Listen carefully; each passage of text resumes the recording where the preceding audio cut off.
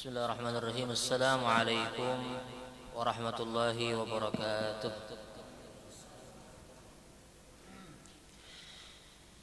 الفاتحة إلى حضرة رسول الله صلى الله عليه وسلم وإلى أزواجه وذريته وجميع الصحابة الكرام وتابعيهم بإحسان إلى يوم الدين، ثم خصوصا إلى روح الإمام المهاجر أحمد بن عيسى وابنه عبيد الله بن الجليل البصري وعلوي وجميع ساداتنا على أبي علوي، ثم خصوصا إلى روح الأستاذ العاظم الفقيه المقدم محمد بن علي بعلوي وأصوله وفروعه والمنتسبين إليه أجمعين، ثم خصوصا إلى روح صاحب الراتب قطب الأنفاس الحبيب عمر بن عبد الرحمن العطاس وإلى مريده الشيخ علي بن عبد الله بارس، ثم خصوصا إلى روح صاحب الراتب قطب الدعوة والإرشاد الحبيب عبد الله بن علوي الحداد وإلى جميع أبناء الكرام والحبيب علي بن حسن العطاس والحبيب أحمد بن زين الحبش والحبيب جعفر بن أحمد بن زين الحبش والحبيب أبو بكر بن عبد الله العطاس وإلى روح الإمام الحبيب علي بن محمد بن الحسين الحبشي والإمام الحبيب أحمد بن حسن العطاس وإلى روح شيخه السيد أحمد زين دحلان، ثم خصوصا إلى روح الشيخ عبد القادر الجيلاني والشيخ محمد الرباعي والشيخ محمد البوصيري والشيخ محمد بن عبد الكريم سمن المدني، ثم خصوصا إلى روح الشيخ محمد رشاد البنجري والشيخ محمد بن أنوار بن الحاج إسماعيل البنجري والشيخ شروان عبد البقيل والشيخ مشعر عريف والشيخ سمن مريا، ثم خصوصا إلى روح الشيخ محمد زيني بن عبد الغني البنجري وأبويا الحبيب حسن بن أحمد باهرون وأخيه الحبيب قاسم بن أحمد باهرون وأخيه الحبيب مصطفى بن أحمد باهرون وأصولهم وفروعهم والمنتسبين إليهم أجمعين، ثم خصوصا إلى روح جميع مشايخنا أينما كانوا أن الله يغشاهم بالرحمة والمغفرة ويعيد علينا من بركاتهم وأسرارهم وأنوارهم ونفحاتهم في الدين والدنيا والآخرة، ويدخل نيتنا في نيتهم ويحشرنا في زمرتهم ومعافاة من الفتن على هذه النية وعلى كل نية صالحة وعلى ما نوى به أسلافنا صالح، وإلى حضرة النبي محمد صلى الله عليه وسلم بسر أسرار الفاتحة. أعوذ بالله من الشيطان الرجيم. بسم الله الرحمن الرحيم. الحمد لله. اهدنا الصراط المستقيم صراط الذين أنعمت عليهم غير المغضوب عليهم. اهدنا الصراط المستقيم صراط الذين أنعمت عليهم غير المغضوب عليهم ولا الضالين. بسم الله الرحمن الرحيم. الحمد لله رب العالمين، والصلاة والسلام على أشرف الأنبياء والمرسلين سيدنا ومولانا محمد وعلى آله وصحبه أجمعين. سبحانك لا علم لنا إلا ما علمتنا إنك أنت العليم الحكيم، وتب علينا يا ربنا إنك أنت التواب الرحيم. رب اشرح لي صدري ويسر لي أمري واحلل عقدة من لساني يفقهوا قولي وسدد لساني. نويت التعلم والتعليم والتذكر والتذكير والنفع والانتفاع والإفادة والاستفادة والحث على التمسك بكتاب الله وسنة رسوله والدعوة إلى الهدى والدلالة على الخير وابتغاء وجه الله ومرضاته وقربه وثوابه. اللهم إنا نسألك فهم النبيين وحفظ المرسلين وإلهام الملائكة المقربين. اللهم أغننا بالعلم وزيننا بالحلم وأكرمنا بالتقوى وجملنا بالعافية أرحم الراحمين. بسم الله الرحمن الرحيم. إلى أن قال المؤلف رحمه الله تعالى ونفعنا به وبعلومه في الدارين آمين، إلى قوله وعليك أيها الأخ الحبيب بتقوية يقينك وتحسينه، فإن اليقين إذا تمكن من القلب واستولى عليه صار الغيب كأنه شهادة، وعند ذلك يقول الموقن كما قال علي كرم الله وجهه لو كشف الغطاء ما ازددت يقينا. Lalu kemudian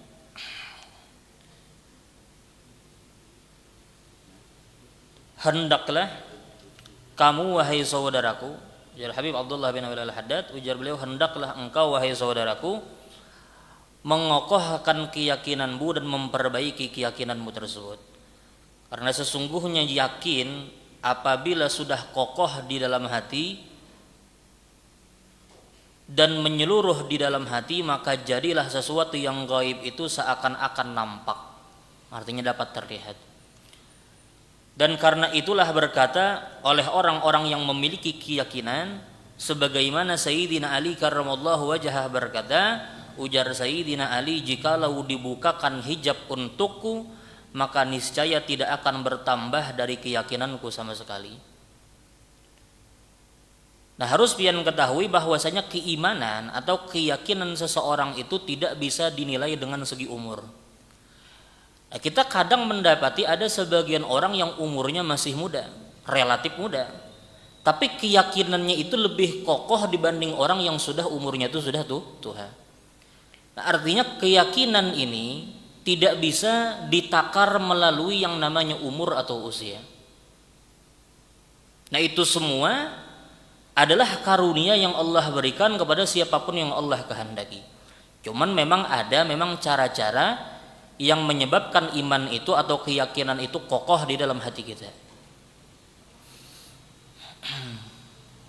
Nah, makanya bahkan ujar Sayyidina Ali, kalau seandainya dibukakan untukku hijab dengan perkara gaib, maka niscaya keyakinanku itu tidak bertambah. Kenapa? Karena sudah maksimal. Keyakinan Sayyidina Ali itu sudah maksimal.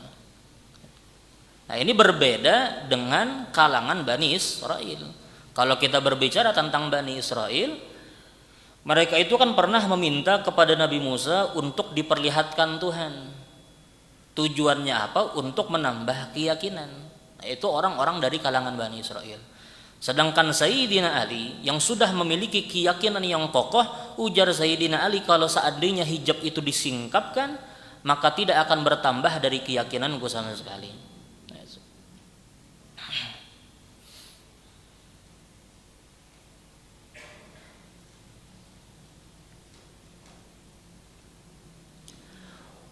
Wal yaqinu ibaratun an quwwatil iman wa thabatih wa rusukhih hatta yasiru katawdi syamikh la tuzalziluhu syukuk wa la tuza'zi'uhu al-awham bal la yabqa lisyukuki wal awham wujudun albattah fa in ja'at min kharijin lam tusghi ilaiha al-udhun wa lam yaltafit ilaiha al-qalb.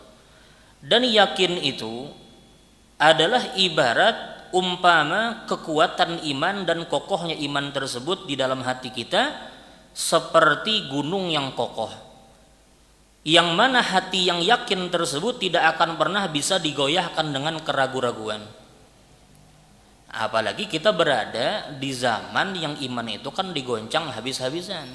Makanya kan Nabi Muhammad itu pernah mengumpamakan orang yang memegang sunnah Nabi, orang yang menggenggam sunnah Nabi itu di akhir zaman ibaratnya seperti menggenggam bara api. Bahkan Sayyidina Ibnu Mas'ud, Abdullah bin Mas'ud pernah berkata, ujar Abdullah bin Mas'ud, ya'ti 'alan nasi zamanun yakunu fihi al-mu'min adzallu minal amah. Ujar Abdullah bin Mas'ud, nanti ujar Abdullah bin Mas'ud, akan satu zaman, akan datang satu masa di mana saat itu ujar Abdullah bin Mas'ud, orang yang beriman itu lebih hina dibanding seorang budak sahaya. Kenapa? Karena memang di sekelilingnya adalah orang-orang yang tidak memiliki keimanan. Adalah orang yang tidak memiliki keimanan di dalam agama. Artinya Islam, cuman Islamnya KTP. Nah, akhirnya orang-orang yang beriman, orang-orang yang memiliki ketakwaan, memiliki keimanan, sehingga orang tersebut tidak akan bernilai. Kenapa? Karena di sekitarnya adalah orang-orang yang buruk. Nah, jadi di akhir zaman nanti ujar Abdullah bin Mas'ud akan ada masa di mana orang muslim itu bahkan lebih hina, dipandang lebih hina dibanding hamba sahaya.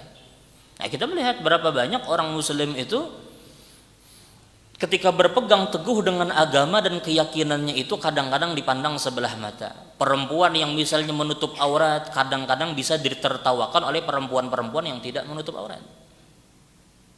Lelakian yang menikah, berapa banyak laki-laki yang menikah kelihatannya ekonominya sulit, dihina karena telah berani menikah oleh orang-orang yang tidak menikah dan berbuat zina.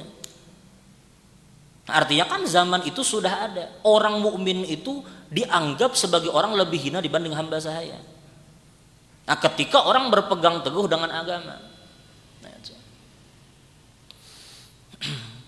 perempuan yang sudah lama menikah belum mendapatkan dan dikaruniai anak, kadang-kadang mulut orang itu menyambat perempuan tadi lebih pedas dibanding ucapannya kepada perempuan yang berzina lalu kemudian hamil di luar nikah.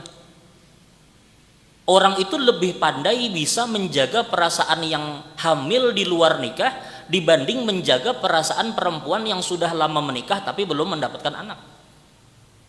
Giliran ada melihat orang yang hamil di luar nikah, wajar aja manusia itu membuat kesalahan ya.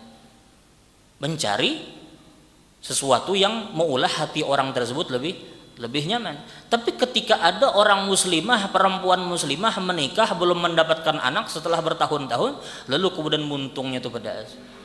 Kasihannya sudah menikah bertahun-tahun belum bisa anak. Kalimatnya pedas dibanding ucapannya ketika menghadapi perempuan yang dihamil di luar nikah. Nah, itu kita berada di zaman itu.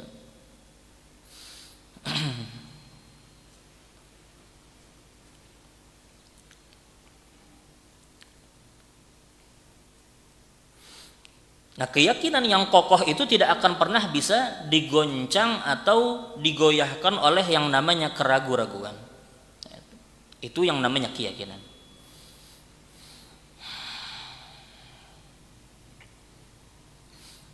Jadi dengan berbagai macam apa yang menimpa dirinya, itu semua tidak akan berbekas. Ditimpa musibah, kadang merasa berat. Kenapa? Karenanya kadang merasa ragu dengan apa yang Allah janjikan, bahwasanya kan Allah menjanjikan bagi orang yang tertimpa musibah pasti diberikan dengan satu gantian yang lebih baik. Ada zaman jauh-jauh kita melihat Nabi Ayub. Nabi Ayub itu kan semua hartanya diambil oleh Allah, anaknya wafat, istrinya meninggalkan Nabi Ayub, bahkan kesehatan Nabi Ayub pun direnggut. Habis semua. Harta habis, ternak habis, tanaman habis yang ditumbuhkan. Lalu kemudian anak meninggal, lalu kemudian istri meninggal kan. Tapi ujar Nabi Ayub ketika itu berkata, inni masaniyad durru wa anta arhamur rahimin. Ujar Nabi Ayub, ya Allah, ulun ini tertimpa kesulitan, tapi ulun tahu, ujar Nabi Ayub, pian itu adalah zat yang maha pengasih. Itu ucapan Nabi Ayub. Bahkan di dalam ayat yang lain ujar Nabi Ayub, inni masaniya syaitana binusbin wadur. Binusbin. Ujar Nabi Ayub, ya Allah, sesungguhnya ulun ini sedang diganggu oleh setan untuk mengulah ulun ini kada bersyukur. Jadi ketika tertimpa musibah itu yang disalahkan setan. Kenapa? Karena setan ini berupaya untuk mengulah Nabi Ayub ini tidak bersyukur dan tidak bersabar. Itu yang diucapkan oleh Nabi Ayub. Kenapa? Karena Nabi Ayub ini memiliki keyakinan yang luar biasa. Yakin bahwasanya setiap apapun yang Allah berikan dari berbagai macam ujian pasti digantikan dengan yang lebih baik. Akhirnya apa? Lebih baik. Setelah Nabi Ayub melewati masa cobaan tersebut, semua sesuatu yang Allah ambil semuanya dikembalikan oleh Allah bahkan dengan lebih baik. Di sisi yang lain Allah mempersiapkan derajat yang luar biasa tinggi bagi Nabi Ayub. Bahkan Allah itu secara tegas menyatakan memuji Nabi Ayub, bahwasanya Nabi Ayub itu adalah salah satu hamba Allah yang penyabar luar biasa. Nah, jadi ketika iman itu sudah kokoh, keyakinan itu sudah kokoh, maka tidak ada sesuatu yang dapat menggoyahkannya. Dengan berbagai macam ujian, orang itu kada bakal berubah, tetap inya akan memandang semua itu adalah kebaikan. Nah, itu. La tuzalziluhu syukuk, tidak akan pernah dapat menggoyahkannya itu keraguan-raguan.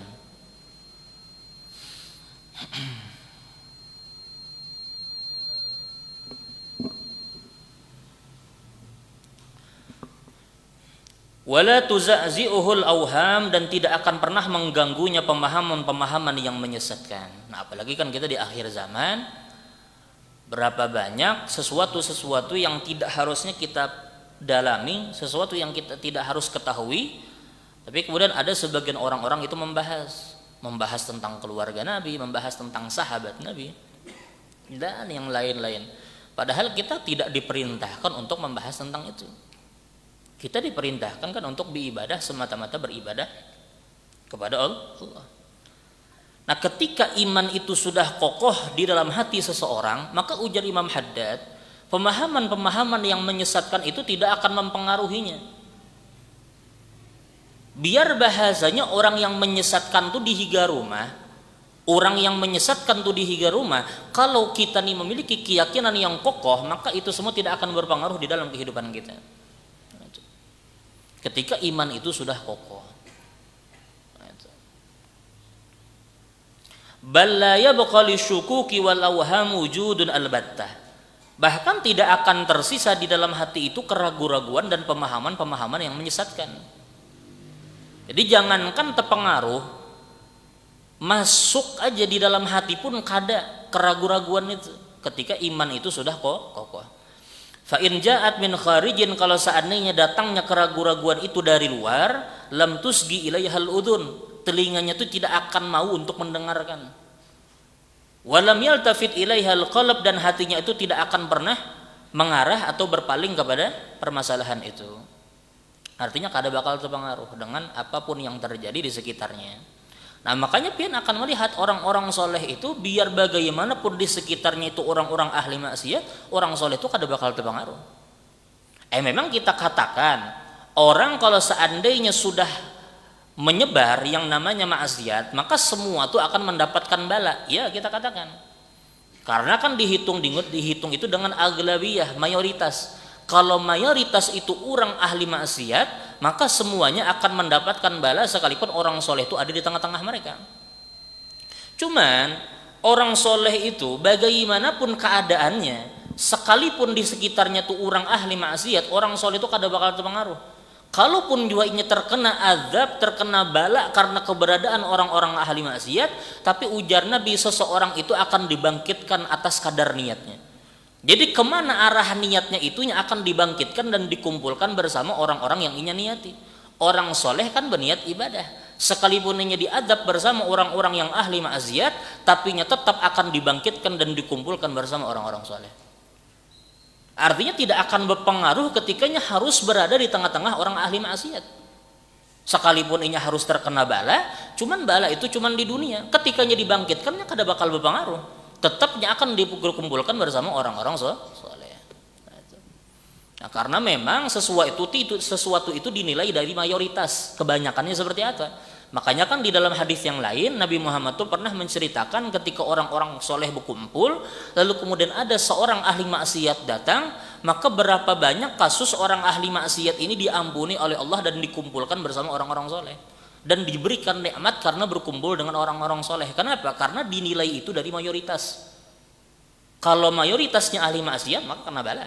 Kalau mayoritasnya orang soleh, maka yang ahli maksiat pun akan terumpat menjadi orang yang dianggap sebagai orang soleh. Nah, jadi penilaiannya itu dari mayoritas.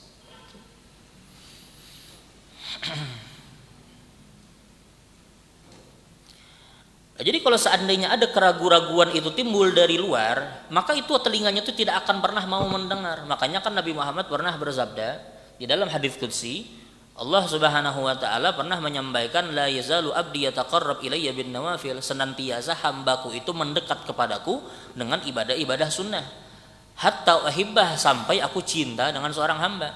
Fa idza ahbabtuhu, wa fi riwayah fa in ahbabtuhu kuntu sam'ahu alladhi yasma'u bih. Ketika aku sudah mencintai seorang hamba, maka ujar Tuhan, aku akan menjadi pendengaran yang ia mendengar dengannya. Ujar ulama, yang dimaksud Allah itu menjadi pendengaran baginya ketika mendengar adalah bahwasanya seseorang yang dicintai oleh Allah, Allah akan buat telinganya itu menjauh dari sesuatu yang Allah larang. Jadi ketika mendengar orang itu merendahkan orang lain, telinganya ini kada nyaman mendengar, merasa risih dengan pembicaraan sesuatu yang berkaitan dengan merendahkan kehormatan orang muslim. Telinganya tuh kada bakal tenang, hendak menjauh aja. Nah itu diantara tanda bahwasanya seseorang itu dicintai oleh Allah Subhanahu wa taala. Tapi kalau seandainya telinga tuh mulai nyaman mendengar, ya asik juga kisahnya, menggibah orang tuh asik juga sekalinya, maka bisa jadi orang tersebut tidak dicintai oleh Allah. Kenapa? Karena orang yang dicintai Allah tuh pasti telinganya akan dijaga dari sesuatu yang diharamkan oleh Allah. Nah, jadi seumpamanya tuh Allah menjadi pengawas bagi telinganya. Wa basarahu alladhi yubsiru bih, dan ujar Allah Subhanahu wa taala di dalam hadits qudsi, ketika Allah mencintai seorang hamba, maka Allah akan menjadi pandangan yang ia memandang dengannya. Artinya dijaga oleh Allah pandangan itu dari sesuatu yang buruk, dari sesuatu yang buruk. Ya kadang-kadang ada juga orang ketika di jalan bangga, aku terdijar, luar biasa aku nih, beruntung aja. Kenapa? Karena melihat tiba-tiba sesuatu perempuan, aurat perempuannya. Tiba-tiba terlihat aurat perempuan, bangganya. Karena tiba-tiba terlihat aurat perempuan. Harusnya dengan itu harusnya kita waspada. Kenapa? Karena bisa jadi kita bukan termasuk orang yang dicintai oleh Tuhan. Kenapa? Karena orang yang dicintai oleh Tuhan itu pasti matanya dijaga oleh Allah Subhanahu wa taala. Nah, mudah-mudahan Allah jaga kita bacaan.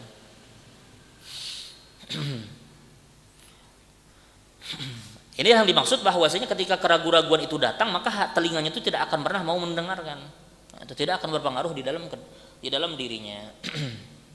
Ketika iman itu sudah kokoh di dalam hatinya. Wa syaitanu la yastati'ud dunuwa min sahibi hadzal yakin.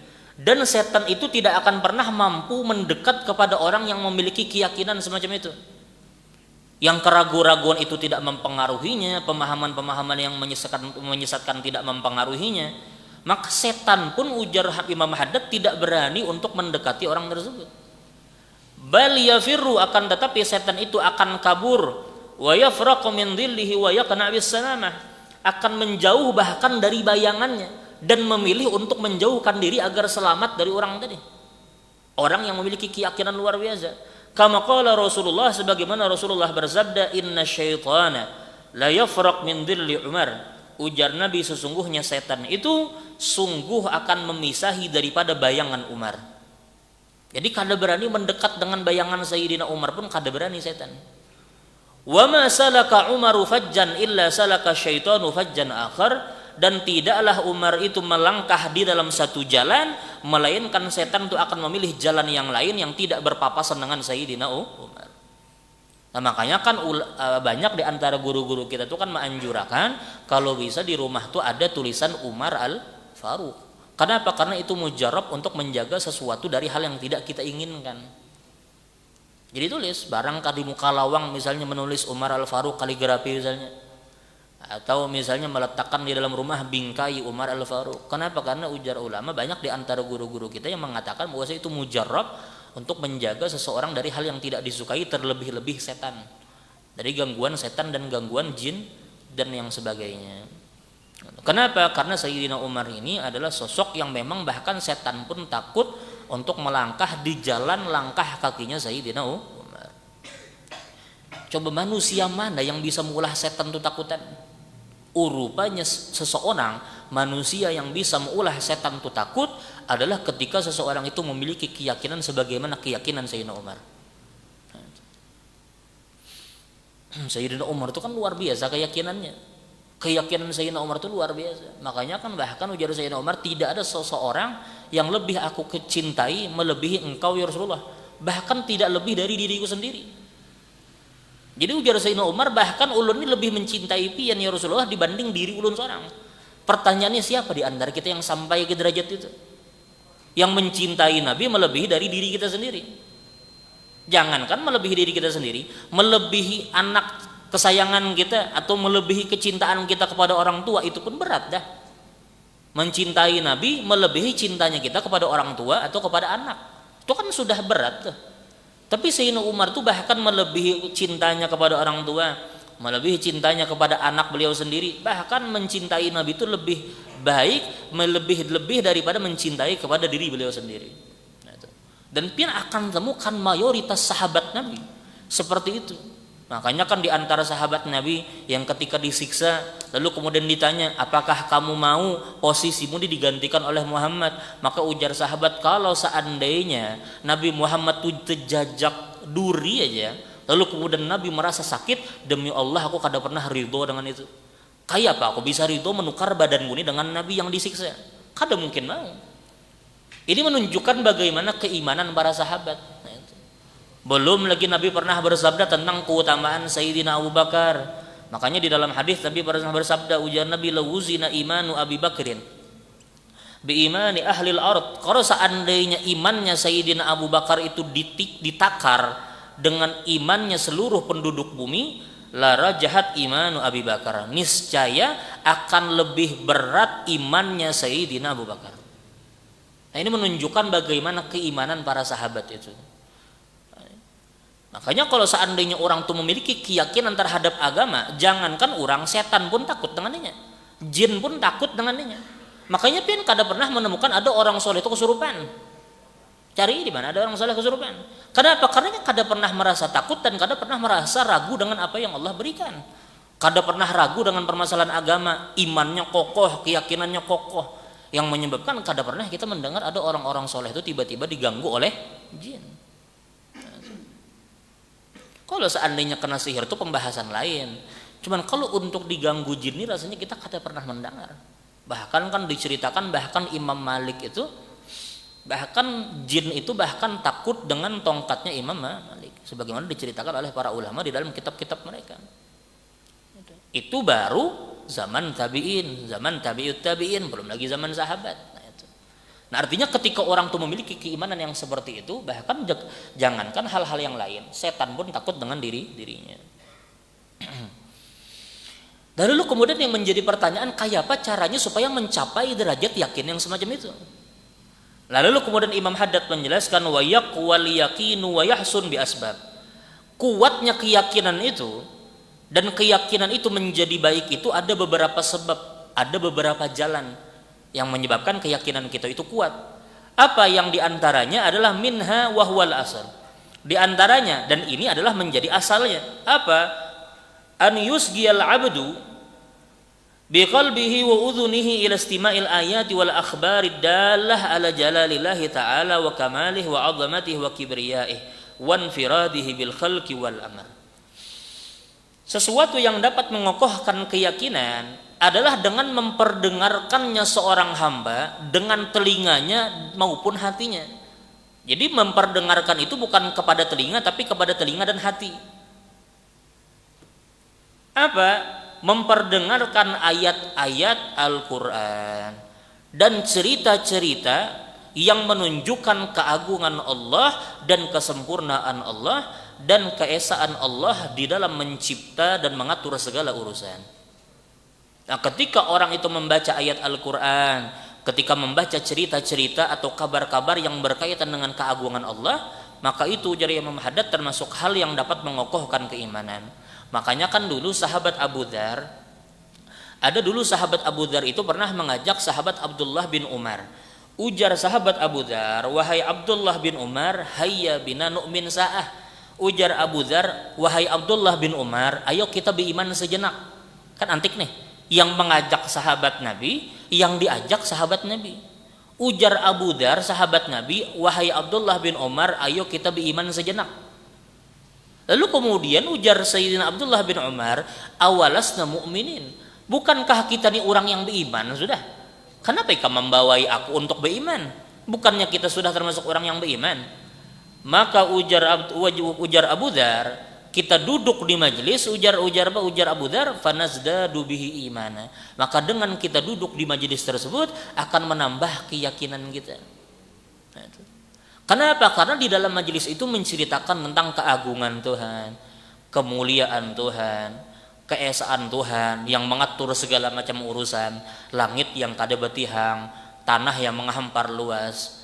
Lalu kemudian setiap orang memiliki urusannya masing-masing. Siapa yang bisa mengatur yang seperti itu? Nah, dengan membaca hal-hal yang semacam itu akan mengokohkan keimanan.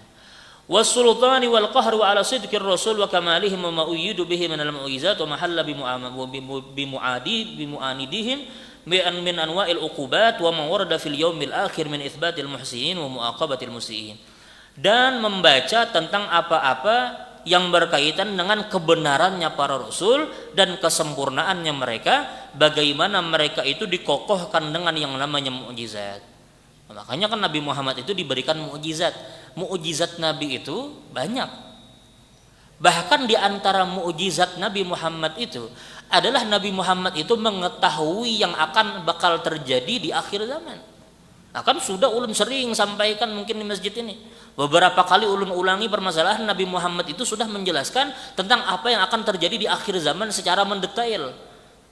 Makanya ujar sahabat Hudzaifah ibn al-Yaman, karena Hudzaifah bin Yaman ini adalah salah satu sahabat yang ketujuh bertanya kepada Rasulullah tentang perkara akhir zaman. Kayak di akhir zaman itu kayak apa ya Rasulullah? Nah, itu Hudzaifah bin Yaman suka bertanya.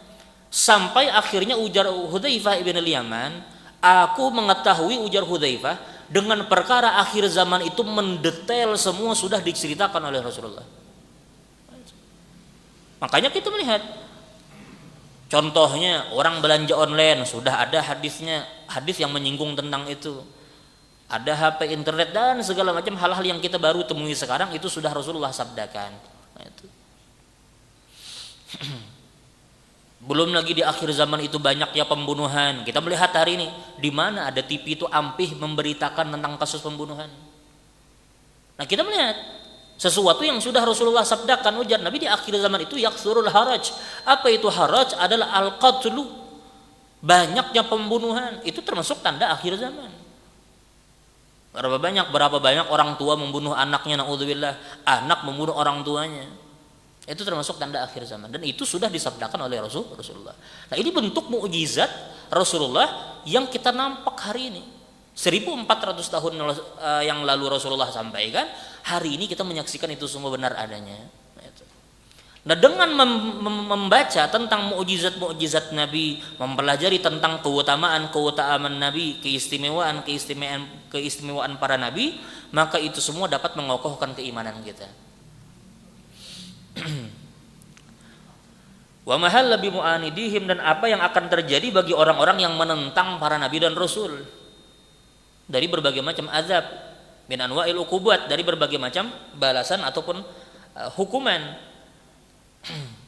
dan apa-apa yang menceritakan tentang perkara hari kiamat, dari balasan bagi orang yang berbuat baik dan hukuman bagi orang-orang yang berbuat buruk. Nah, ketika kita membaca bahwasanya ada orang yang diazab, bahwasanya orang yang diazab itu neraka yang paling ringan aja. Neraka yang paling ringan aja.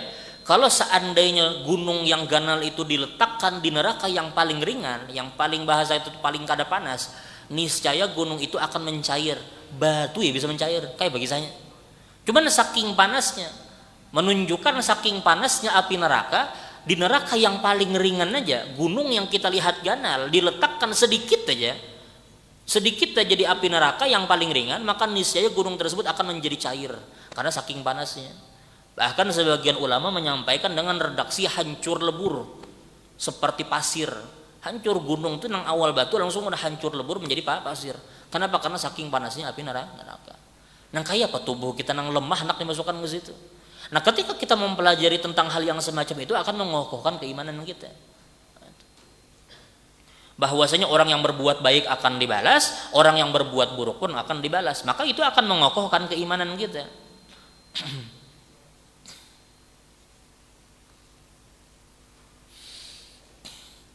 As-sababu tsani, adapun di antara cara yang kedua untuk mengokohkan keimanan, ujar Imam Haddad, an yanzura bi ainil i'tibar fi malakutis samawati wal ard, adalah melihat dengan niat mempelajari tentang apa yang terjadi, apa yang ada di antara bumi dan langit. Artinya kan bumi dan langit itu cukup sebujurnya untuk kita tuh mempelajari bagaimana memang keagungan Tuhan. Coba pian bayangkan, Al-Quran itu kan adalah kitab suci yang diturunkan kepada Nabi Muhammad. Diturunkan itu di tengah gurun pasir, di tengah gurun pasir yang jauh dari laut, jauh dari banyu. Kada pernah bahkan kita menemukan cerita Nabi Muhammad itu melakukan perjalanan lebih jauh dari Syam. Paling jauh Nabi itu melakukan perjalanan ke Syam, itu paling jauh. Artinya Nabi itu kada tipu orang yang keliling dunia. Nabi itu cuma bertinggal di Mekah, berpindah ke Madinah, sesekali berangkat ke Syam untuk memperdagangkan barang dagangan. Itu aja yang kita pernah dengar. Bahkan kan ke Yaman aja ujar sebagian ulama Nabi kada pernah.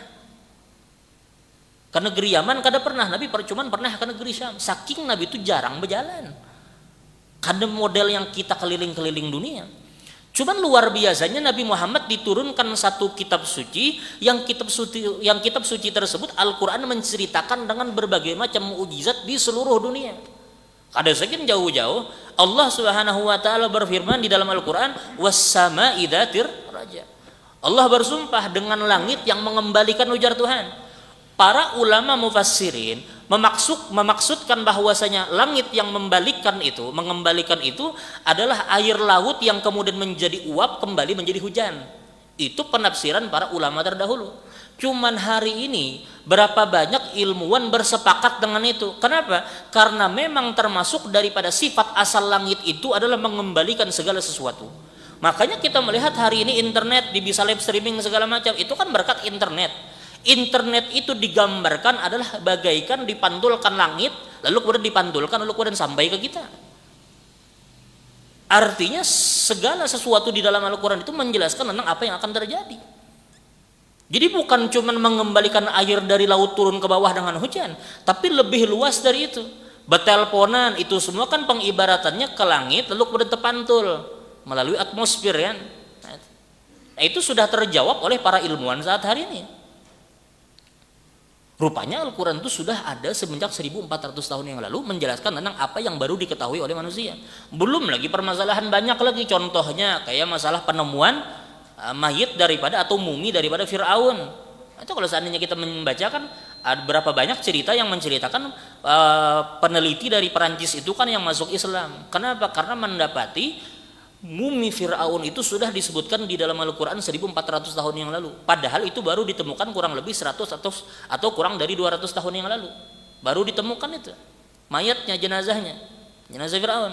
Tapi itu semua sudah disebutkan 1400 tahun yang lalu oleh Al-Quran. Nah, ketika kita mempelajari tentang itu akan menambah keyakinan kita. Rupanya memang kita yakin agama Islam itu adalah agama yang bujur-bujur benar. Yakin kita 100%. Dan semakin kokoh keimanan kita ketika kita membaca kitab Al-Quran dan mempelajari tentang hal yang semacam itu. Belum lagi Allah Subhanahu wa taala berfirman, "Wa taral jibal tahsabuhum jamidatan wa hiya tamurru marras sahab." Ujar Tuhan, ujar Tuhan melihat, kamu melihat gunung itu diam. Ujar Tuhan. Kamu melihat gunung itu diam dan kamu menyangka seperti itu, ujar Tuhan. Padahal ujar Tuhan, gunung itu bergerak seperti bergeraknya awan. Kan kalau dirasa akal kita kan rasanya kan mungkin gunung itu bergerak. Oh, lalu kemudian ilmuwan saat ini kan menemukan fakta bahwasanya memang gunung itu bisa bergerak mengikuti lempeng bumi. Itu 1400 tahun yang lalu. Wa taral jibal jamidatan, ujar Tuhan, kamu menyaksikan tuh gunung jamidatan terdiam di tempatnya. Wa tahsubuhum, artinya kamu menyangka gunung itu diam. Wahia tamurru marras sahab, sedangkan gunung itu ujar Tuhan bergerak seperti sebagaimana geraknya awan yang tadi dirasa. Awan itu kan bergerak tanpa kita sadari. Tiba-tiba sudah di sana aja awan. Nah, Allah menyampaikan itu di dalam Al-Quran. Nah, ujar Imam Haddad, kalau saat ini kita hendak saja mempelajari tentang bagaimana langit dan bumi, maka itu semua dapat mengokohkan keimanan kita. Nah, itu. Min ajaibil masnu'at, dan berbagai macam keajaiban yang Allah ciptakan. Wa bada'il mukawwanat, sama artinya keajaiban yang Allah ciptakan di atas muka bumi.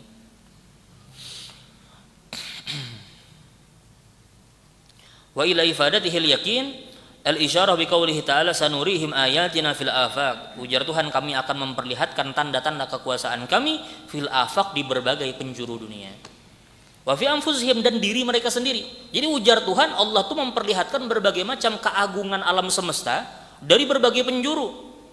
Dan ujar Tuhan, kami pun ujar Tuhan menyimpan keagungan kami itu di dalam diri kalian.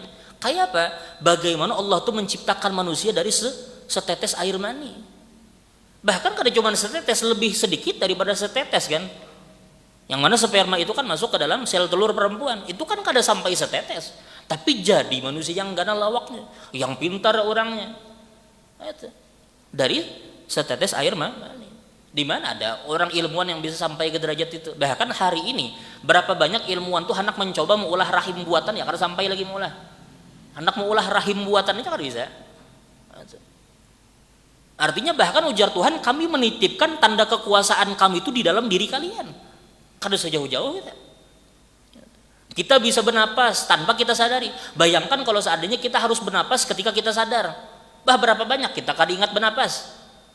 Kalau seandainya bernapas itu kita nang maatur. Nah, cuman semua itu datangnya dari Tuhan. Belum lagi Allah Subhanahu wa taala berfirman di dalam Al-Qur'an bahwasanya Allah Subhanahu wa taala berfirman, khalaqtul insana min 'alaq. Kami menciptakan manusia itu dari segumpal darah. Baru kemudian hari ini kan terbukti bahwasanya setetes air mani itu kemudian menjadi segumpal darah. Itu baru ditemukan oleh ilmu kedokteran. 1400 tahun yang lalu Allah sudah menyepil bahasa kita itu, sudah memberikan gambaran bahwasanya manusia itu terbuat dari mani lalu kemudian berubah menjadi segumpal darah. 1400 tahun yang lalu. Belum lagi anak yang menyusu. Anak yang menyusu itu kan adalah karunia Tuhan. Dokter mana yang bisa memaksa anak itu menyusu kepada mamanya? Kada bisa. Makanya Allah Subhanahu wa taala berfirman, wa hadainahun najdain. Ujar Tuhan, kami menunjuki anak tadi dengan dua gunung. Ujar sebagian ulama mufassirin, dua bukit ini adalah susu ibunya. Artinya kami menunjuki anak yang baru lahir ini untuk menyusu kepada mamanya. Baru lahir padahal tiba-tibanya bisa menyusu dengan mamanya. Bahkan berapa banyak air susu ibu tuh yang kada bisa keluar, tapi ketika anaknya tuh mulai menghisap, keluar tiba-tiba. Artinya Allah menitipkan berbagai macam keutamaan itu melalui diri kita sendiri atau di sekitar kita seorang. Nah, itu. Makanya belum disampaikan di mana ada dokter yang bisa memaksa anak tuh menyusu kepada mamanya. Kada ada sejarahnya dokter tuh. Sehebat-hebat dokter, kalau seandainya anak bayi ini kada mau menyusu, kada bisa dipaksa-paksa. Nah, itu. Nah, itu adalah tanda kebesaran Allah Subhanahu wa taala. Maka ketika kita mempelajari tentang itu akan mengokohkan keimanan kita. Yang mana ketika kita sudah kokoh iman, maka tidak akan pernah bisa diganggu dengan keraguan-raguan. Wallahu a'lam bishawab. Mudah-mudahan yang sedikit ini memberikan kita manfaat dunia akhirat. Allah ampuni dosa kita, Allah ampuni dosa sanak jiran kita. Mudah-mudahan Allah tutup aib dan kekurangan kita. Mudah-mudahan Allah tutup mata kita daripada melihat aib dan kekurangan orang lain. Dan mudah-mudahan pada akhirnya Allah wafatkan kita semua dalam keadaan husnul khatimah. Ba'da tulul umur bi sihatin wa khairin wa afiya ala hadhihi niyyah wa ala kulli niyyatin salihah wa ala ma nawa bihi salafun salih wa ila hadratin Nabi Muhammad sallallahu alaihi wasallam bi sirri asraril Fatihah. أعوذ بالله من الشيطان الرجيم بسم الله الرحمن الرحيم الحمد لله رب العالمين الرحمن الرحيم مالك يوم الدين إياك نعبد وإياك نستعين اهدنا الصراط المستقيم صراط الذين أنعمت عليهم غير المغضوب عليهم ولا الضالين آمين بسم الله الرحمن الرحيم الحمد لله رب العالمين والصلاة والسلام على أشرف الأنبياء والمرسلين سيدنا مولانا محمد وعلى آله وصحبه أجمعين اللهم اغفر لنا ولوالدينا ولمشايخنا وجميع المسلمين والمسلمات المؤمنين والمؤمنات الأحياء منهم والأموات ربنا تقبل منا إنك أنت السميع العليم وتب علينا يا ربنا إنك أنت التواب الرحيم ربنا آتنا في الدنيا حسنة وفي الآخرة حسنة وقنا عذاب النار وصلى الله على سيدنا محمد النبي الأمي وعلى آله وصحبه وبارك وسلم بفضل سبحان ربك رب العزة عما يصفون وسلام على المرسلين والحمد لله رب العالمين. Ulun minta halal minta ridha.